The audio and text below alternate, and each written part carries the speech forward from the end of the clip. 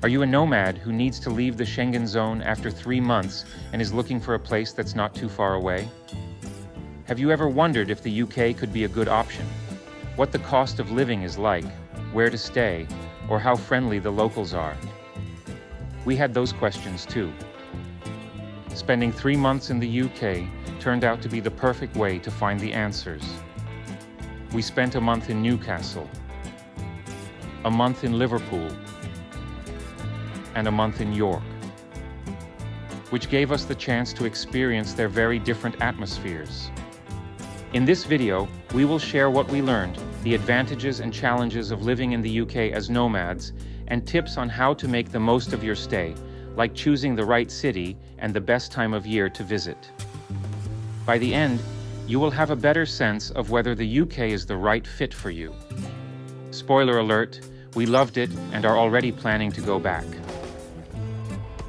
We are a slow-traveling couple in our 50s, exploring Europe one city at a time, with our 10-year-old dog, Dory.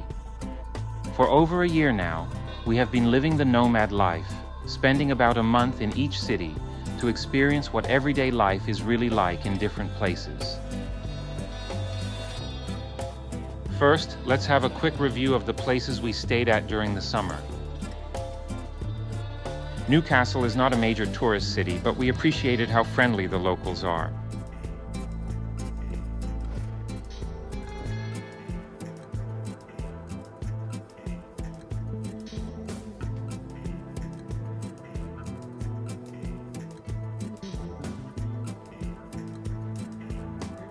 Liverpool is a large, busy city with plenty of attractions to enjoy.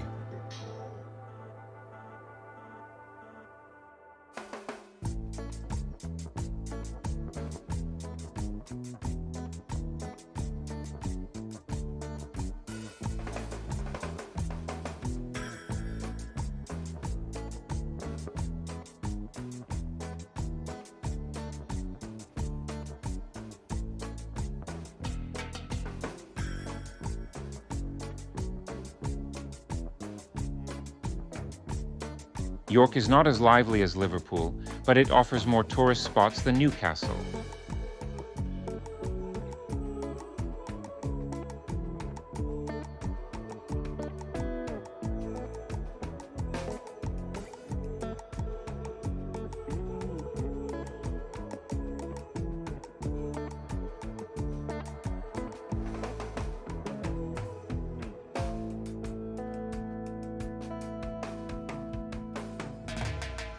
After 3 months in the UK, we found a lot to love about living here as nomads.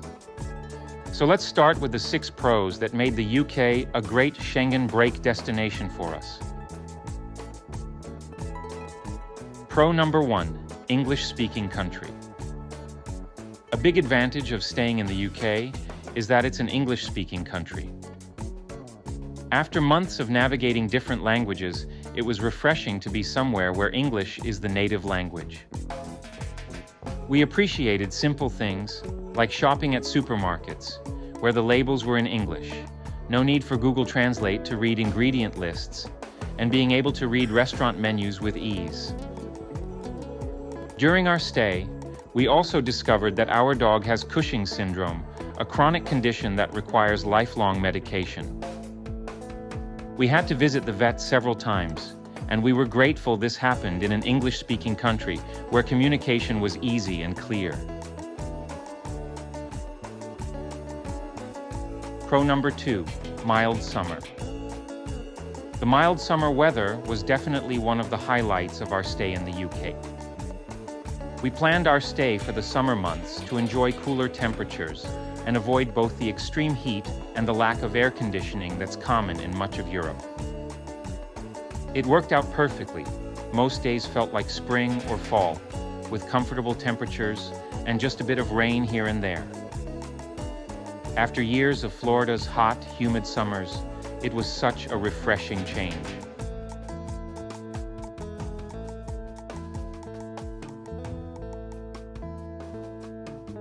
Pro number 3, close to the Schengen. Another great thing about the UK is how close it is to the Schengen Zone. For example, the train from Paris to London takes only about 2.5 hours. Whether you are entering or leaving the Schengen Zone, the UK's location makes it a convenient base for nomads. For us, this was important because when traveling with a dog, our transportation options are limited, and we needed a place we can get to using ground transportation. Pro number 4, public transportation.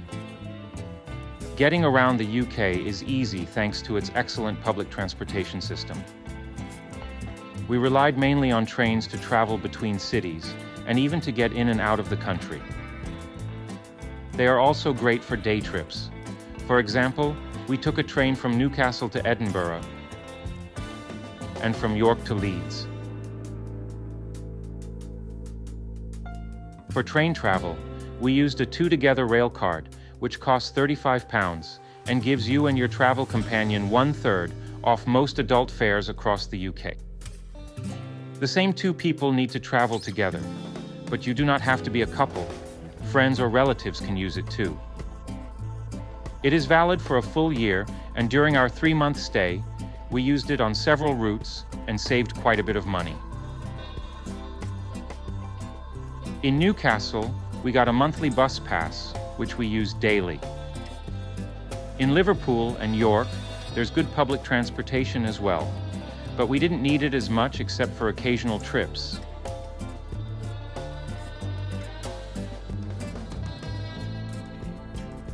Pro number 5, walkable cities. We travel without a car, so walkability is a must for us.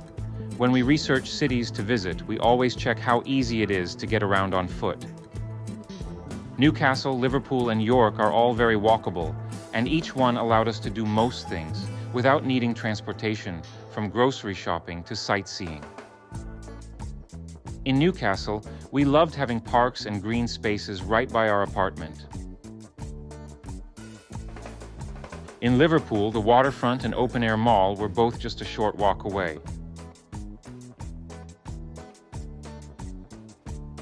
And in York, the river and city centre were only about 10 minutes from where we stayed. Pro number 6, the UK is dog-friendly. During our 3 months in the UK, we noticed right away how common it is for locals to have dogs. You see people walking their dogs everywhere, on the streets, in green areas, and in the many parks that are such a big part of life in the UK. When so many locals are dog owners, it naturally creates a dog-friendly culture. It was also easy to find Airbnbs that allowed dogs, which made planning our stay much simpler. Dogs can ride public transportation for free.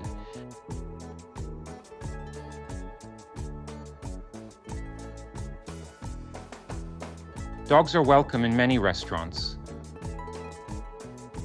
In Liverpool, for example, our favorite restaurant not only welcomed dogs, they even offered dog treats and dog ice cream. And in York, we enjoyed having a dog park close to our Airbnb. One ice cream stand in York even had dog ice cream. Dory loved it. We learned through our travels that no place is perfect, and the UK is no different. Here are a couple of cons we identified during our 3 months in the UK. Con number 1, the cost of living. The UK is expensive compared to other European countries. The cost of each Airbnb we rented was noticeably higher than what we usually pay in Europe, and prices varied quite a bit between cities. In Newcastle, we paid over $2,600 for 29 days, about $91 per day. In Liverpool, it was over $2,900 for 30 days, around $99 per day. And in York, we paid over $3,500 for 31 days, which came to about $115 per day. It wasn't just housing. Other services in the UK were also pricey. For example, we looked into dental cleaning, and prices ranged between $220 and $270, way more than what we paid out of pocket in the US, which was $120. Luckily, we had a short trip to the US, so we got the cleaning done there. You know it's bad when the US healthcare prices turn out to be cheaper. Another example was a vet visit. During our stay in York, Dory was diagnosed with Cushing's syndrome, so we had to see the vet several times. Between the appointments and blood tests, we spent over $1,200. The medication alone cost about $200 in the UK, compared to $120 for the same one in Vienna, Austria. On the positive side, fruits and vegetables were cheaper than in many parts of Europe, groceries were about the same, and gym memberships were reasonably priced. So while living in the UK can be costly overall, not everything is expensive.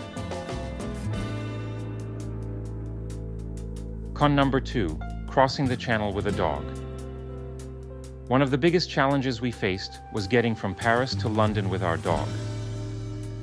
Since dogs aren't allowed on the Eurostar, we couldn't just take the direct train like most travelers.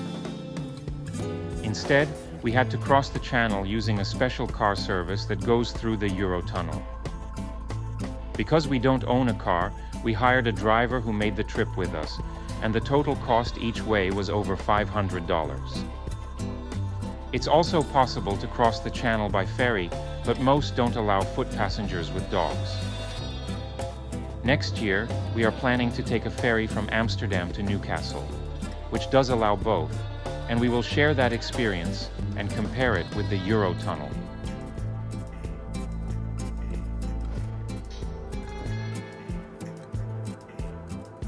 Even with a few downsides, our 3 months in the UK were a great experience. Each city we stayed in, Newcastle, Liverpool, and York, had its own personality, pace, and charm. We enjoyed our time in the UK and found the pros much stronger than the cons. We are already planning to return next summer. That's it for our UK adventure.